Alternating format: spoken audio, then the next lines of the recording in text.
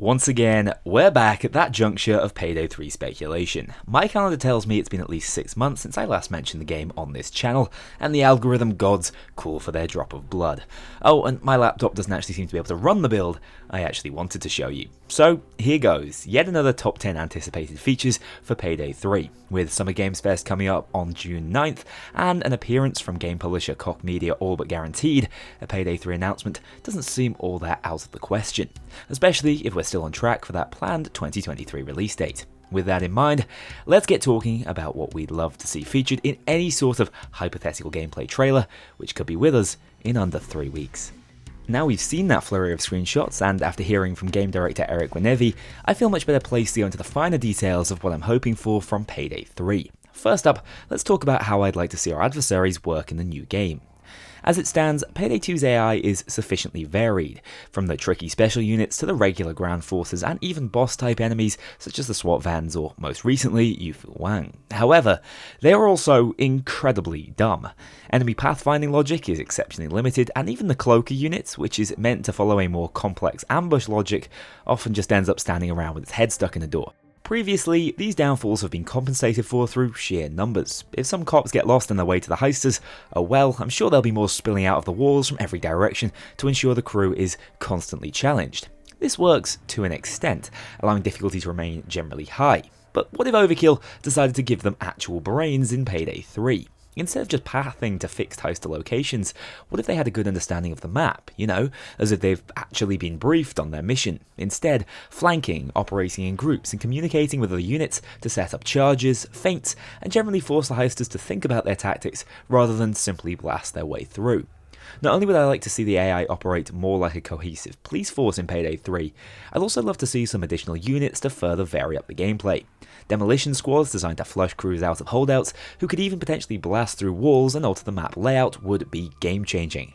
Whilst dogs or even drone units would force us to fire at different levels and could offer the cops more of a blitzkrieg option should they need it. At the end of the day, the obstacles in the way of heist completion are probably the most important element of gameplay to get spot on, so let's hope for a massive evolution of the NYPD in 2023. Whilst talking about the guys who are going to be shooting at us, it's also probably worth mentioning how they react to being shot in return. Payday has perhaps one of the most satisfying headshot indicators in gaming history. By applying wild physics to the cop helmets, not only do we get a dopamine hit akin to bullseyeing the target at the carnival shooting gallery, it also somewhat hides the brutality of what actually just took place. I mean, when I first started playing Payday, I always wondered, are we actually canonically meant to be killing these guys? The violence is just so cleverly subdued by that helmet flying animation. What I want to see now is an evolution of that system. Keep those helmets flying, but also give our firearms the weight and impact that lends a bit of credence to the brutality of the gunfights we're in. Slightly buggy and archaic systems such as Threat, which forces the cops to move really unnaturally in my opinion, need to go in favour of more refined reactions to being shot at and taking cover. Explosives can stay just as wild as they are though, as far as I'm concerned. Nothing's more satisfying than sending beat cops up on a space mission. Moving on to the heists themselves, the more environmental challenge put in the way of players, there's also a lot of specific advancements I'd like to see. For one, I'd like higher stakes heists in every sense of the word. Yes, I know it seems difficult to go higher than saving the world from a hypothetically cataclysmic event at the White House, but in truth, at least for me, it never felt like any of the Payday gang's heists had a sufficient impact on the world relative to the crime being committed. The way we brazenly blasted through casinos, federal banks, and prisons in Payday 2 would irrevocably change the way global financial and criminal justice systems operated. In Payday 3, I'd like to see and feel some of the fallout of my actions across the world as the gang grows in notoriety once again. It's difficult without a linear timeline, but it would be great to see the world respond to the gang's crime spree this time around. In the same breath, strangely, I'd like to see some degree of punishment for failure. This would also raise the stakes on the heisting gambles we take, bring lower difficulties into the equation more, and I believe increase the intensity of each heist. I don't necessarily know how the punishment should be dealt out, but a financial one obviously makes the most sense. Back in 2013, pro jobs were an attempt to leave a lasting consequence for failure, but I definitely think this can be expanded upon in the third title in the series. Staying with how the Overkill crew can expand upon the Payday formula, I'd love to see not only the stakes rising, but also the scale of what is being attempted. I believe that Payday 3 should feature heists of all shapes and sizes, similar to Payday 2, but even on those smaller jobs, I'd love to see players have a massively increased freedom of movement. I know an open world has been touted previously, and whilst I don't necessarily think that is what Overkill are best at producing, I would be keen to see the heisting space massively expanded. A great example, I think, would be the heist 4 stores. Conceptually, a playground heist with many different ways to approach it in Payday 2. However, in practice, it's really just a case of masking up and hitting a store, no different from any of the other base game heists. If I was looking to port this exact concept into Payday 3, I'd remove those invisible walls in favour of an increased playing space to enable a full flank of the street, allow heisters ways on top of the rooftops, open up entrances to the second floor of buildings, and potentially even create an underground approach. In line with this, I think it would be amazing if a subset of the crew could create a noisy distraction in one of the stores, whilst the others hit the now unguarded buildings stealthily. This would not only allow players far more space to roleplay the type of heister they'd like to be, but also could make further use of an expanded heisting map, massively increasing the scale of even a low-key downtown job such as 4 stores. In the same vein as I've just mentioned, player choice within a heist should be a huge part of the Payday experience. As it stands, objective variety is quite limited. Payday is very much a game about following the instructions of a heist narrator while simply avoiding death and custody. At times, it's an on-rail movie. We do as we're told, and objectives pass us by as time management sections between gunfights. This is a massively wasted opportunity in my opinion. Whilst Overkill do give us the choice between a stealth or loud approach more often than not, there are so many other different angles heists could take. Imagine a late night bank heist where instead of going in and holding up the bank, we prepare our technical assets to shut down power to the building, allowing us 30 seconds in the dark to truly control the bank without any resistance. This evolves what would be a simple rush and control playstyle into something with infinitely more guile and nuance. This is just a simple example, but essentially, I want objectives in Payday 3 to present us with a challenge that we must find the tools to overcome organically, and that can be solved by following different logical steps. To me, that's what living the heisting fantasy is all about, and I think we're starting to see it in heists with branching paths, such as Bullock's Mansion or Ukrainian Prisoner, but even so, I feel like Overkill should be able to push it much further on the new engine. Almost just as important as the challenges we face in a heist are the rewards for completing it. The way loot works in Payday 2 is fine, but I do think the system is in need of a makeover. First of all, I've already discussed how disappointing it is that money seems to lose all value very quickly in Payday 2. But an equally frustrating problem is the dissonance between what we steal on a mission and what we actually see out of it. One of the reasons why I don't care about extra loot these days is that it just converts into a few more numbers on a useless stat sheet at the end of a heist. I believe that if I felt a closer connection to the value of this loot, potentially via a more in-depth safe house and purchasing system, I'd be much more interested in playing into one of the core themes of the game, greed.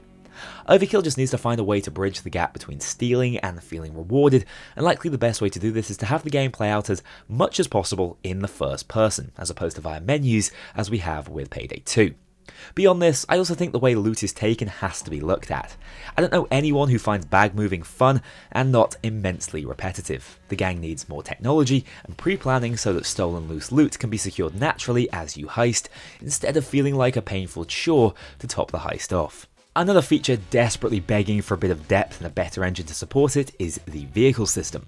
We all know driving in Payday 2 is clunky at best, at worst a tacked-on mechanic that seldom brings anything to a heist. Yet vehicles are so iconic in the heisting films that Payday draws so much inspiration from, I don't see them going anywhere anytime soon. Instead, let's hope the new engine smooths out the experience so that driving can become a fun and pivotal mechanic within the game. I've already mentioned that I'd like to see the game world expand for individual heists, which could play brilliantly into vehicular gameplay, allowing us to be our own escape drivers instead of relying on Twitch for once. How cool would it be to finally be the ones actually choosing to drive the armoured truck into the FBI offices, or run GenSec off the road? Up until now, these have all been set pieces, but the move over to Unreal gives Overkill so many more tools to build these systems and follow that great principle of game design. If it's cool, let the player do it, not just experience it. Now, I think if there's one thing we can all agree on, it's that the music in Payday 2 slaps. From Simon Viklund to Gustavo Coutinho, everyone has their own favourites, but as an entire cacophony of sound, Payday's soundtrack does it better than almost any other game. I think it's important that music maintains its importance to gameplay, with tracks capturing the themes and setting of heists. But I'm actually calling for an expansion of the already interesting music system. You see, most heist tracks can be split up into stealth, control, anticipation, and assault sections, and will play according to the current status of the heist. But why not go further than this in Payday 3, adding unique bridges to reward certain in-heist accomplishments, or even operate more dynamically with varying assault tracks based on the type of siege cops are laying down. This sort of AI learning music system sounds like a lot of work technically and from a composition perspective, but when your game is so synonymous with its high-tempo, gameplay-driving music, it certainly makes sense to push the boundaries of what music can be to a video game audience. Let me warn you now, Payday 3 is going to have a crossover or two, but it's something Starbreeze has always encouraged and is rapidly becoming an industry standard. Popular franchises from Fortnite to Smite have leveraged cross-franchise popularity to make a lot of money, so Payday's very likely to do the same. But the key here is how they go about it. My favourite character, Jimmy, and absolute fan favourite Jacket, are both characters who have joined the Payday universe from other franchises, but it would be fair to say they've done so in a seamless and well-supported way. Jimmy had his own Hollywood-esque entrance, probably the best piece of live-action Payday content out there, and Jacket entered the gang after the worlds of Payday 2 and Hotline Miami had already collided tastefully. This is how crossovers need to be done. They need to make sense, be fully supported on both sides of the license, and be bought into by the voice talent bringing them to life. Prior to the Continental heist somewhat grounding John Wick in the Payday world, he was a prime example of how to ham-fist a crossover, missing the mark on his likeness, not having the original actor reprise his role, and making minimal sense as a morally grey character within the gang. Whoever we get in Payday 3, there needs to be absolute commitment from all parties for the community to buy into it, and I desperately hope that Overkill keeps that in mind. Finally, let's talk about the feature that could turn Payday from a replayable arcadey shooter to a powerhouse heisting game and staple of the RPG genre. Because let's not forget, that's what Payday 2 aimed to do, at least on the surface. Clearer, more defined role-playing elements could change how the game is played. Again, as I've already mentioned on my prior 4 stores example, we could have teams featuring a stealth contingent prepared to control civs, break locks silently and disrupt the potential police response, whilst another subset of the team act as heavies, kitted out to respond aggressively to any opposition, draw far away from the actual heist, and play their role as big gun-wielding badasses. Honestly, it's even possible to take this further. What if I wanted to play a technical-orientated loud heister, with tools that allowed me to engage cops remotely via turrets and drones, whilst also interrupting their communication and locking down entranceways? Vice versa, I could be a true rogue whose job is to remain fully undetected even throughout gunfights, moving loot and supplies to teammates and taking down particularly dangerous targets silently. Of course, these suggestions would require a complete overhaul of how stealth and loud gameplay functions, which might just be a bridge too far from a design complexity standpoint. But the greatest draw for me before I started playing Payday 2 was this idea that I could be a silent, Thieves Guild type heister who operates entirely in the shadows. And the possibility of actually making that a reality in Payday 3 is far too enticing for me to ignore in this video. I believe expanding on individual capabilities as a heister and encouraging true specialization could evolve Payday 3 into my favorite game of all time, one of the best cooperative franchises out there, and push the boundaries of the heisting game formula to their very limits. And that's it for today. 10 more things I'd love to see Payday 3 look to include as we get closer to its launch date. I've maybe thrown around some slightly more controversial suggestions this time around, and am wondering what you guys think of them. Do you agree that we're not punished enough for failure in Payday 2?